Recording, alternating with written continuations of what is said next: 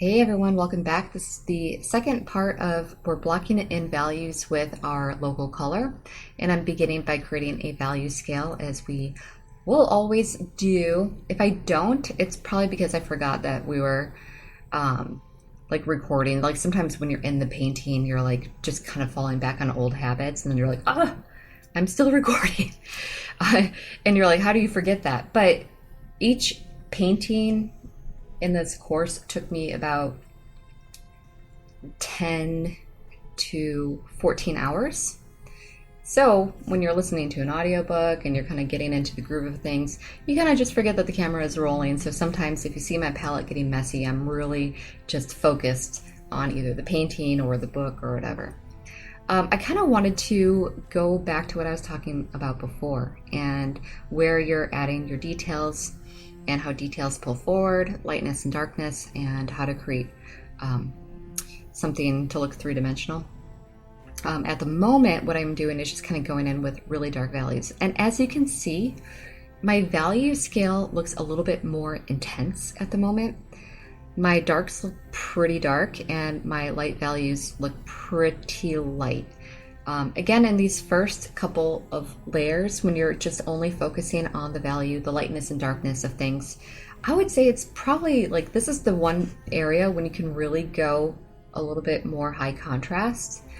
As you go though, you're going to kind of want to bring that contrast level down because, well, I guess it really all depends on your style. When you're trying to create realism, you create realism by only focusing on the middle values, the more gray scale, instead of super highlights and then super low darks.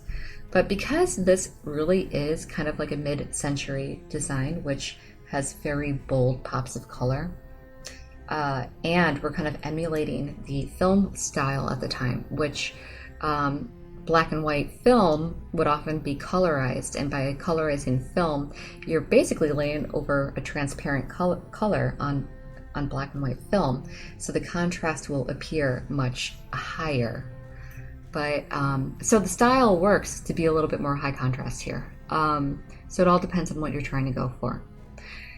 But anyhow, we were talking about in the last video about how Rembrandt played with the eyes. And for her in particular, I mentioned when I was developing this piece that the story really does matter. And how are you going to get your viewer to stop in front of your painting? So you can use little tricks. One is which colors make people stop in their tracks. And if you watch the prerequisite courses, you know that color has a major impact on our mood and our feelings and even our survival skills. So red is one of those colors that signal danger, fear, but it can also be excitement. So red will make someone stop, quite literally stop at a stop sign, right? Or a stoplight. So these are little tricks that you can use. Another trick is knowing that eye contact is something that will make people stop. If you're kind of staring directly through the painting at your audience member, you truly are breaking that fourth wall. Fourth wall in film is usually when we're watching a story unfold, you're a fly on the wall without someone, without the characters referring to you, but oftentimes breaking that fourth wall where they stare directly at you and are like, hey, you're watching me live life right now. So by having a painting that breaks the fourth wall as well is something that can be a little bit like jarring, make people stop in their tracks. And lightness and darkness. I said this in my realistic portraits for beginners class, but say you make a mistake, or you know what, actually maybe in the next one, actually the next video, because I made a lot of mistakes in portrait number 2 of this class. But I think watching me make mistakes is just as educational as me not making mistakes. So in that class, I will mention about how if you make a mistake in your painting, you can blur it out, you can make it darker. Basically, you don't have to get rid of it completely. You just have to make the viewer move their eye to a different spot of the painting. So that might even be, like making something else pop out more.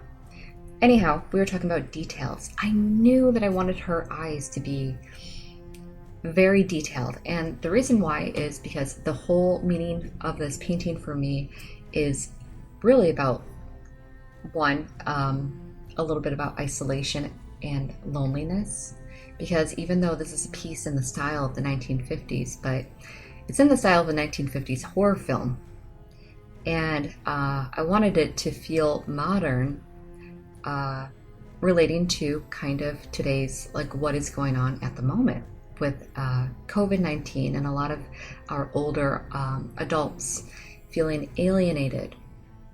And so by playing with symbolism, the barn being like behind her shoulder but feeling far away, her eyes wanting connection, a hobby that will make her pass the time as she's waiting on what's next. So even though this is meant to draw the audience to, because of the style, and be like, oh, that kind of reminds me of an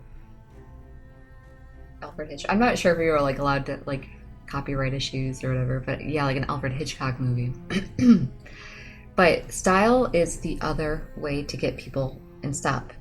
And just like you want, if you make a movie, you want someone to come see it. You want someone to stop in front of your painting and learn more about it. What does this mean? And so use the tricks that you've learned. And this one, people might stop because the style reminds them of a movie that they saw, and they say, oh, that reminds me of something familiar. Something familiar also helps people stop in front of your painting. Then they say, why does it look this way? They look around, they look at the clues that you give them. And then, if all the clues make them more interested, then they will read the plaque on the wall that explains what the story is. And if your story is as good as the painting, then they may leave your painting remembering it forever. And that is the power of any art. And what artists try to accomplish is, how do you make people not only relate to your work, maybe think about something new, maybe shed a light. Sometimes it doesn't have to be so obvious. Sometimes you don't have to say something that is horrific and show them the like extreme, you know, how extreme it is. But sometimes you can hide it, not in plain sight. And that's what I was trying to accomplish with this piece in particular.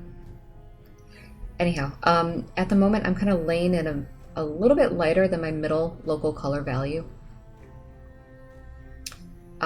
Just to get the main, so local color, again, just as a refresher, is kind of like the mid-tone color of for this skin.